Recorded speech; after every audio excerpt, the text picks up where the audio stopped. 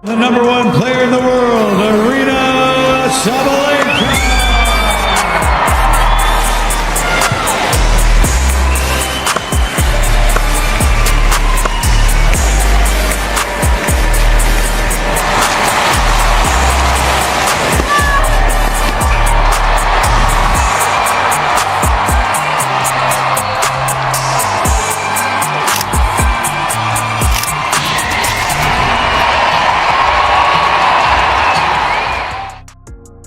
The WTA has just made a decision that has tennis fans completely divided. Coco Gauff, coming off a huge year that reportedly made her the 8th highest earner in tennis history, was surprisingly passed over for Player of the Year. Instead, the award went to Aryna Sabalenka, marking her 2nd straight win and instantly sending social media into a frenzy. Fans are now debating whether Sabalenka truly deserved the honor or whether Gauff was unfairly overlooked. So what do you think? Was the WTA right to choose Sabalenka again, or did Coco Gauff have the stronger case? The debate is getting louder, and supporters on both sides are making their voices heard. Let's break down why this decision has caused so much controversy. The WTA officially announced its Player of the Year award, with Aryna Sabalenka taking the prize for a 2nd consecutive season. On the surface, that choice is easy to understand because Sabalenka delivered another impressive campaign. But the situation became far more controversial because Coco Gauff also had a remarkable year and continued to grow her status both on and off the court. Gauff reportedly topped Forbes' highest-paid female athletes list for the 2nd consecutive year and climbed to 8th among the highest earners in tennis history. Naturally, many fans expected that success to strengthen her case for the award. However, when it came down to the official decision, Sabalenka once again walked away with the trophy. And while fans may disagree about the result, Sabalenka certainly had strong numbers supporting her claim. She reached 9 finals during the season, more than any other player on the tour. She also captured 4 titles, giving her the highest title total of the year and providing a powerful statistical argument for why the WTA chose her once again. Sabalenka also finished the season with the most wins on tour, collecting 63 victories along the way.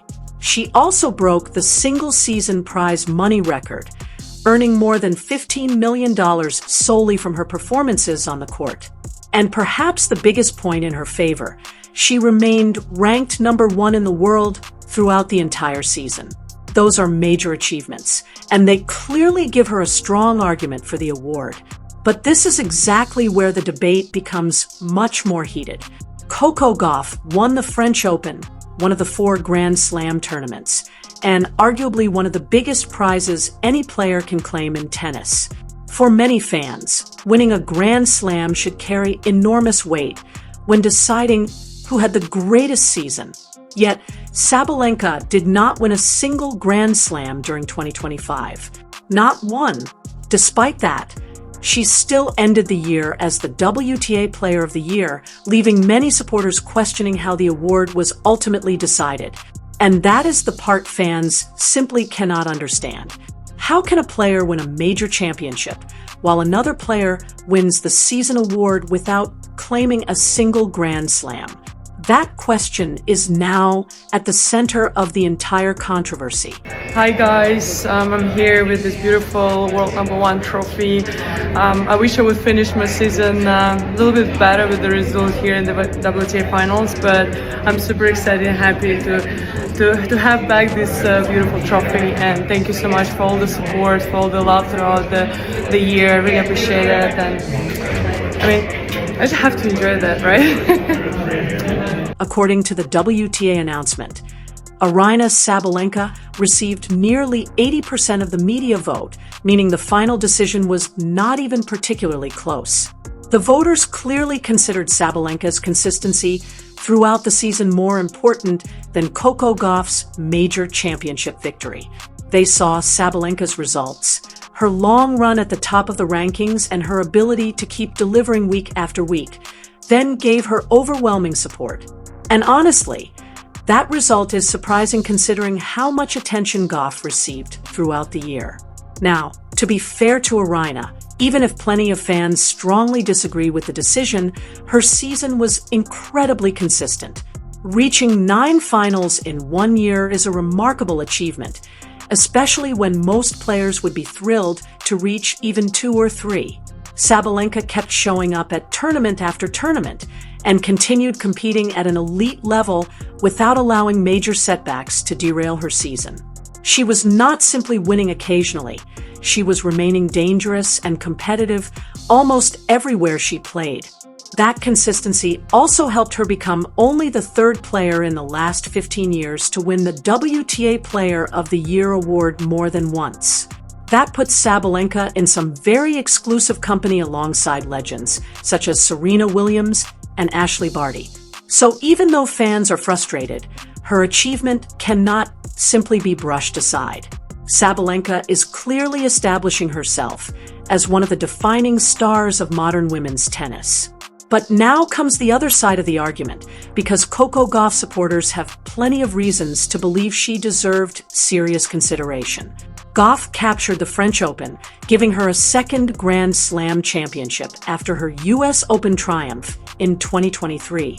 And she accomplished that at just 21 years old, already collecting 2 major titles before even reaching what many consider the beginning of a player's prime.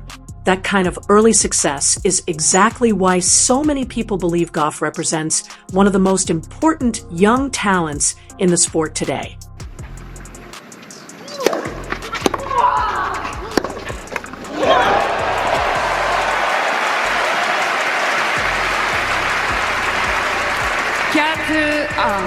Gauff.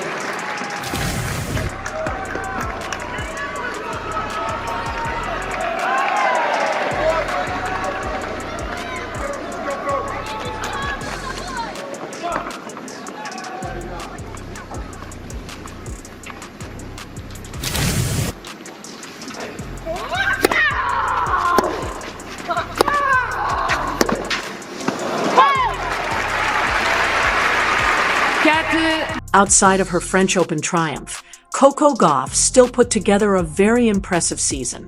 She made deep runs at several major events, remained among the highest-ranked players in the world, and reportedly earned around $33 million, with roughly $25 million coming from endorsement deals.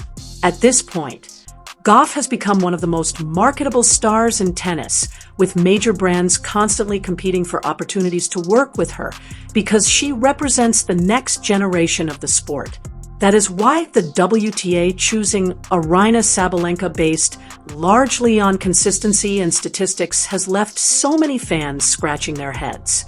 On one side, you have Sabalenka producing elite results across the entire season, while on the other, you have Gauff winning a Grand Slam and continuing to build herself into a global sports icon. Suddenly, the disagreement becomes much bigger than one award. It raises a basic question about what Player of the Year is actually supposed to recognize.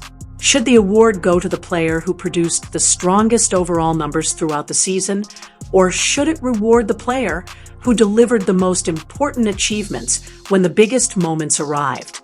Those two definitions can lead to completely different winners.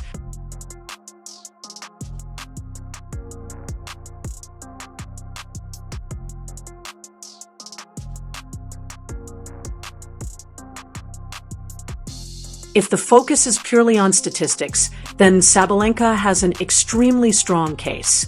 She collected the most wins, reached the most finals, earned the most tournament prize money, and remained a threat virtually every time she stepped onto the court.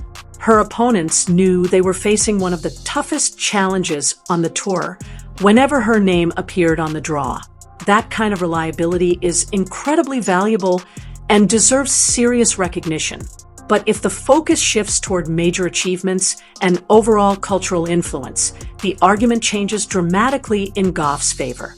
Grand Slam victories have traditionally been one of the clearest measures of greatness in tennis, and they are often the accomplishments that define how players are remembered years later. When fans discuss the sport's greatest champions, they usually point toward major titles rather than the number of smaller tournaments a player entered or reached. And that is exactly where this debate becomes even more complicated. Amanda Anisimova also delivered a remarkable season and gave herself a legitimate argument for the award.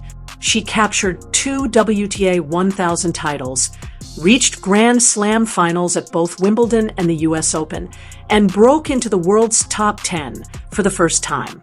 Her season was so impressive that she received nominations for both Most Improved Player, which she ultimately won, and Player of the Year.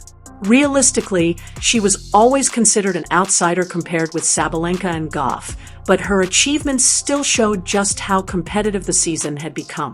Another important detail is that the award was decided by members of the international media, not directly by the WTA or the players themselves.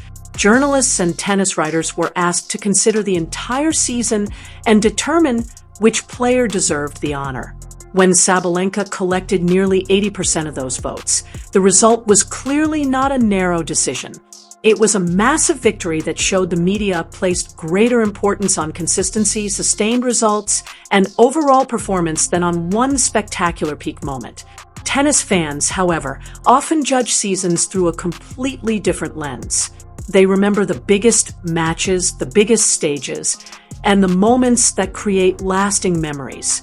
A dramatic French Open final can stay with fans for years, while another title at a smaller tournament may quickly fade from memory. That does not make those smaller events unimportant, but Grand Slam moments naturally carry a different emotional weight. Since the announcement, social media has turned into a battlefield. Gauff supporters are calling the decision a major snub, while Sabalenka supporters are responding with statistics showing why she deserved the recognition. Meanwhile, neutral fans are watching the entire argument unfold like a sporting drama. And the debate becomes even stronger when you look at Gauff's French Open victory itself. Some fans argue that her championship run was not simply a matter of surviving close matches or catching a lucky break. She produced some of the strongest tennis of her career and looked like a player who belonged on the biggest stage. That victory sent a clear message that Gauff is no longer simply viewed as a rising star. She has already proven that she can become an elite champion and deliver when the pressure is at its highest. But Sabalenka supporters have an equally powerful response. They argue that maintaining excellence across an entire season is far more difficult than reaching one incredible peak for a couple of weeks. Staying healthy, traveling constantly, handling pressure, and performing at a high-level tournament after tournament requires extraordinary discipline. Winning one major is incredibly difficult, but remaining among the best for months without a major drop in form requires another level of consistency. And honestly, both arguments make sense. That is exactly why this Player of the Year decision has created such a frustrating debate. There is no completely objective answer to this debate because everything depends on what people believe should define a great season. The WTA media voters clearly placed greater importance on consistency and overall production, while a large part of the fan base appears to care more about winning the biggest tournaments. There is also an important optics issue that cannot simply be ignored. Coco Gauff is young, American, black, highly marketable, and increasingly viewed as one of the faces of tennis for the next generation. She is attracting new audiences, expanding the sport's popularity, and helping connect tennis with younger fans around the world. So when a player with that level of influence wins a Grand Slam, but still does not receive Player of the Year, it naturally creates questions about what the sport considers most valuable. That does not automatically mean anything unfair or suspicious happened, because Sabalenka clearly earned recognition for her incredible season. Still, the contrast is difficult for some fans to understand, especially when Gauff is simultaneously being celebrated as one of the highest-paid female athletes and one of the biggest earners in tennis history. From the outside, the message can feel confusing. Gauff can be viewed as the sport's biggest commercial star, while another player is officially recognized as its best performer. Sabalenka, however, probably has little reason to let the criticism distract her. The fact that she has become only the third player in the last 15 years to win Player of the Year twice shows that her success is far from accidental. She has also climbed to 12th on the all-time list for weeks spent as world number 1. Remaining at the top throughout the entire 2025 season is an extraordinary accomplishment because it requires much more than winning a few tournaments. A player must constantly defend ranking points, remain healthy, manage the pressure, and perform at an elite level almost every single week. Maintaining that standard for an entire year can be physically and mentally exhausting, but none of that has stopped the fan debate from exploding online. Social media has become a battlefield, with Gauff supporters arguing that Grand Slam victories seem to mean less than they used to, while Sabalenka supporters are firing back that champions must prove themselves consistently throughout the season. The arguments are getting intense, and for neutral fans, the chaos is almost impossible to ignore. Looking back at previous eras makes the situation even more interesting. When Serena Williams was dominating the sport, she frequently won Player of the Year because she was combining major championships with elite consistency across the calendar. She was often so far ahead of the competition that there was barely anything to debate. In 2025, however, the situation is completely different because no single player separated herself from the rest in every possible category. That we have several elite players putting together outstanding seasons in completely different ways. Sabalenka dominated through consistency and volume. Gauff delivered the biggest achievement, while Amanda Anisimova produced a breakout campaign that surprised almost everyone. That makes the award much harder to judge because there was no single player who completely separated herself from the rest in every category. What makes the situation even more interesting is that Gauff probably does not care nearly as much about this award as her supporters do. She already has her French Open trophy, millions in earnings, major endorsement partnerships, and the status of being one of the biggest names in tennis. Whether the WTA gives her another individual award or not, she has already established herself as a global superstar. Player of the Year may look impressive on paper, but it is not what will ultimately define her career. Grand Slam championships will, and that could be the biggest takeaway from this entire argument. Decades from now, when people look back at the 2025 tennis season, they are far more likely to remember who won the major tournaments than who received the Player of the Year award.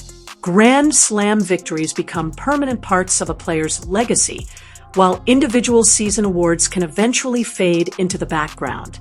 That does not take anything away from Sabalenka because her season was genuinely outstanding, and the statistics give her a very strong case for winning. At the same time, the frustration from Gauff supporters is understandable because tennis fans naturally place enormous value on the biggest stages. Gauff delivered one of the most important moments of the season by winning the French Open, and that achievement was always going to make the final award decision controversial.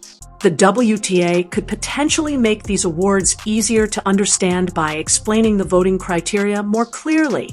Right now, fans can be left wondering whether Grand Slam victories, consistency, rankings, statistics, or overall impact carry the most weight. One season may seem to reward major championships, while another appears to prioritize year-long consistency. And that uncertainty creates unnecessary arguments.